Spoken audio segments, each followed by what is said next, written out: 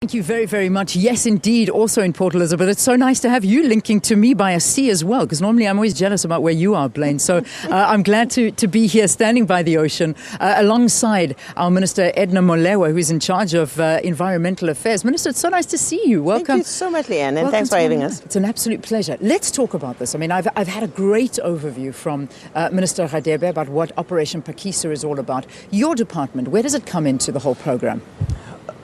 Minister Radebe's department at Presidency does the overall monitoring and evaluation, together with ensuring that the plan sticks together. But we, as a lead department, that's Environmental Affairs, because of the fact that we are actually governing the ocean. In other words, we are like Minister Nkwinti on the land, but us in the ocean. And therefore, our role as Environmental Affairs is to ensure that with the developments that have been planned, we do not step on each other's toes or on one another's toes. What does that mean? Because we're going to be doing oil and gas exploration, we're going to be doing fishing and aquaculture in a big way. We're also going to be doing tourism.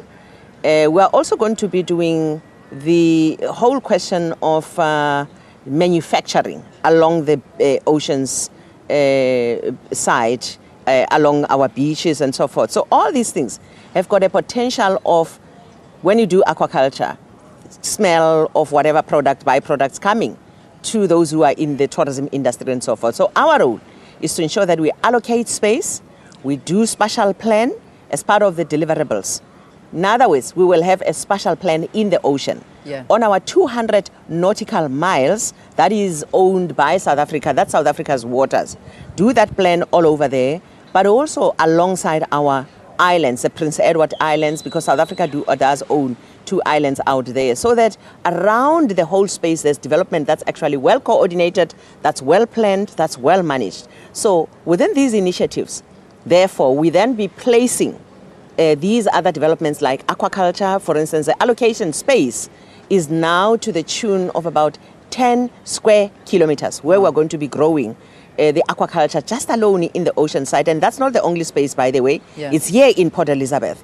Other spaces like your Buhu Bay in Saldanha Bay will also have allocations. But we'll also be utilizing our ocean space adequately for manufacturing, because we've just been loading stuff, over 300,000 vessels coming on our ocean line without really us carrying the goods that are manufactured in South Africa. So the manufacturing that has got to happen here, also manufacturing of the boats as would be seen, would happen here. And that's a whole plan.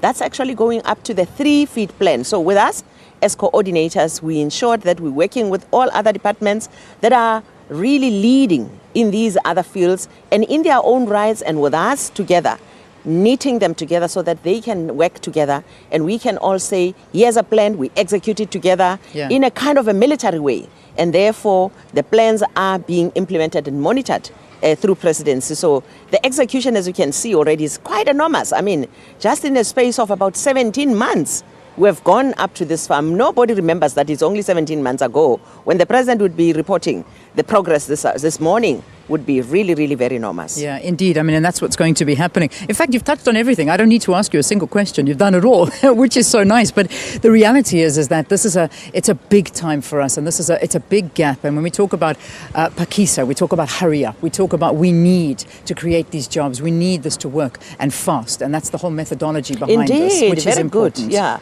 very good, Leanne. It's really about hurrying up, but not compromising quality. Indeed. As you will see that in the projects that we do, there's quality, there's job creation, and not just temporary jobs, by the way. Jobs over 1 million that we're looking at by the year 2030 would be quality jobs. By the way, we're talking about the ocean space. With aquaculture, we'll also be going into the country, deep inland as well, to develop the aquaculture issues. So, yes, this is an industry that we have not looked at in the past, but you must imagine, and you can imagine that this is actually going to be contributing so much to growth of our economy. I mean, if you really think about the fact that there hasn't been these billions that were there about a year ago, and they may not have happened if we had not, maybe as a team, I'm just picking one example, that allowed a situation where you have all these pieces of legislation, authorities, each one of them having to wait for an application, say, of aquaculture to come And then the person who applies to do that development goes through 17 other authorities. And by the time he or she finishes, it's already 3 years that has gone. Now you can do it in one time. The organization is one. The team is working from one port. We are doing legislation that's coordinated. 2 pieces of legislation just in our pillar of oceans governance. Very quickly, I just want to touch on, obviously, your domain is making sure that the environment is not infected in any way as well. Because, I mean, yes, we can make money out of the ocean, but at the end of the day, you also don't want to ruin it. Now, how do you protect it? Where do you come into that? The 10 initiatives that we have, because each and every pillar, or the 5 pillars, the 5th one is going to, which is tourism, is still going to a workshop to really just work out their 4. But on the 4, we already have the 10 initiatives. One of them is ensuring that we develop a marine spatial plan and then also have the marine protected areas. Those we are declaring, 22 of them already. What are those? Ensuring that where we have fish like hake, breeding, where we have very necessary stuff, fauna and flora that cannot be done without. That could actually be destroyed if we were to do, let's say, oil and gas in those spaces. So we declare that as a protected area so that they don't just get harvested and then you get the area spoiled. So that's part of our, but we also do the information system. Good. That's one of the pillars that we are doing. All right. Minister, I have to leave it there. I'm busy having a look at the time. We're almost at 7 o'clock where we're going to get our main news bulletin. But thank you very much. And thanks so much for talking to us about that, because I think it's a big issue and a lot of people would raise that question. It's like, yes, it's well and good that we're going to be making money out of it, but we need to ensure that it's protected as well. And that's an important issue. Minister Edna Molewa is, of course, from our Environmental Affairs Department and talking to us about the role that department plays in the whole of Operation Phakisa.